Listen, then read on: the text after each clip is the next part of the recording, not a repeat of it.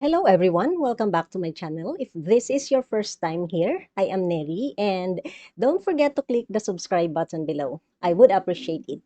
To my subscribers, a big thanks for being here and sa matyagang panonood ng aking mga videos. Wherever you are in this part of the world, I am sending you my virtual hugs. May yakap na mahigpit. Let me say this before I proceed. I am creating these videos to document my journey in LiveGood, not necessarily to grow my team. Though if you want to join, you may click the link provided below. It's the watchthetournow.com link, or you may connect with me on Facebook. Link is also provided below. Leave your comments if you have any, or you may also share what your thoughts are. Today's topic is about motivation. I know you are here because you want to learn something, so I suggest that you stay tuned until the end of this video to learn more valuable insights. This would really help you identify what are the main reasons you do the things you do. I don't have any words for this. This is crazy, but motivation sucks. Why do I say that? Because when you really need it the most, kung talagang kailangan mo siya, it doesn't come. So how do you self-motivate? That's the question. I have actually learned this in one of the podcasts that I am listening to. As you can see, meron akong rack dito sa likod. Meron siyang printers and cutter and a lot of paper stuff at the bottom. As I craft handbound journals and while I am doing those, I listen to podcasts. Not just any podcasts, but I prefer the ones that are backed up by science.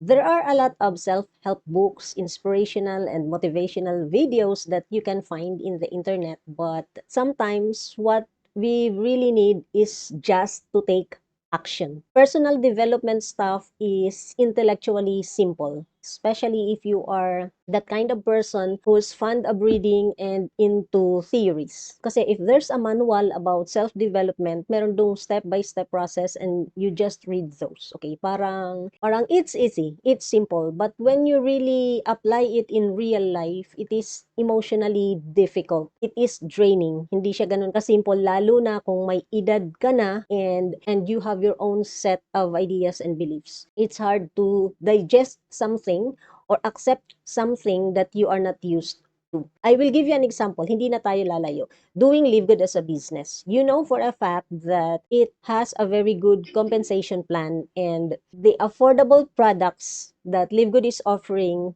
will be beneficial to your health. But because you are skeptical and you don't feel like doing it, it always boils down to the feeling. You don't feel like doing it, even if you know that it might give you a brighter future than where you are now. You don't do it because hindi mo siya feel. Sana nagets nyo. To make it short, motivation is simply the force that make you take the action. And the lack of it make you not do the things that you don't feel like doing. In the context of neuroscience, motivation has something to do with dopamine. And if you would just do your own research and try to Google it, you will find out that a lot of psychologists are connecting motivation to dopamine. What is dopamine? It is a type of neurotransmitter or hormone that is involved in so many different aspects of our body function.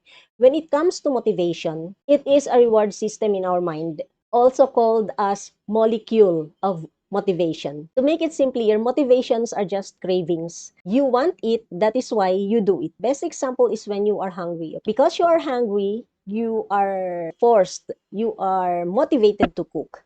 You are motivated to buy some food because you want to fulfill your cravings. And when you fulfill your cravings, nabusog ka na, 'di ba, parang nakakatamad na magligpit, nakakatamad na maghugas. It's because you have already fulfilled what you want. You have already fulfilled your cravings. And when the cravings are no longer there, you don't have the motivation to do the things na hindi mo gusto. Sabi ng research, food that you take spike dopamine levels by 50%.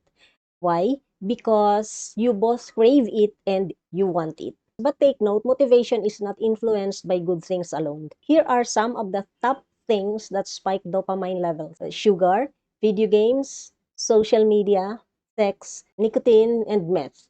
And some of the things that don't belong in that list are applying for a job, studying, losing weight, doing dishes, and a lot more. So do not expect these molecules of motivation to rescue you when you are down or discouraged because they are not coming. When you feel not like doing the things that you are supposed to do, motivation will not come. That is why motivation is garbage. 99%.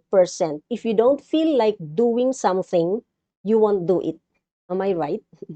You won't do it. If dopamine is just placed on a pill that we can just take anytime we want, siguro lahat tayo is na-fulfill na yung mga dreams natin. Lahat tayo is mayayaman, lahat tayo merong lean and muscular body, okay? It's because we just have to take that pill and we already have the motivation to do the things that you want. But life is not like that. Waiting for motivation to strike is basically saying it's not going to happen. And take note of this, the more pressure you put on someone to get motivated, the more demoralized that person will feel. Why? Because they know what they are already against up and they don't want to be reminded of that because they know what it is they are facing. So the question is, how do you motivate yourself? You have to remind yourself why it matters. One of the most important facts in motivation is understanding what you want and exactly why you want it. Because if you don't want it, it would be hard to do the work to get it. If you don't know why you want it, you are not going to be motivated to do the work to get it. Dreams and goals are there for a reason. They are not necessarily there because we're supposed to achieve them. Dreams set the direction we are heading. Parang ginaguide ka lang doon sa direction na dapat mong puntahan. Kung nandito yung dreams mo, dito ang direction na pupunta ka, hindi dito, di ba? So dreams are there to set our direction. Dreams are what we pursue in order to become the person that we want to be. These things force you. Iyan yung nagpupush sa'yo. Yan yung nagbibigay sa'yo ng motivation to do the things that you don't normally do.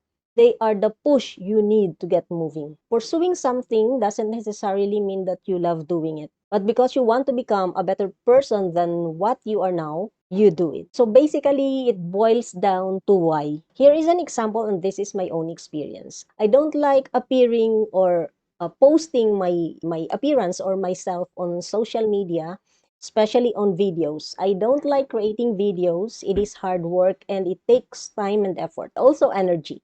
But why is it that I have already created more than 50 videos in this channel in 6 months? Because of my why. My why is to reach people to know the good that is in LiveGood, which will help them not only with their health, but also with their financial struggles. Also to share, not necessarily my advancement or promotion in the company or the growth of my team, but more so on my journey as a person, to share my insights, lessons that I have learned in life. Because in doing so, I know that I am not only helping others who are in similar path, but I am also helping myself be the person I want to be. That is my why. That is my molecule of motivation, my cravings that pushes me to take action, even though I don't like doing it. To recap, in order for you to have the motivation, identify your why. The why are your dreams, your goals. It gives you the direction. And when you already know your why and why you want it, you have to find out how you are going to take action.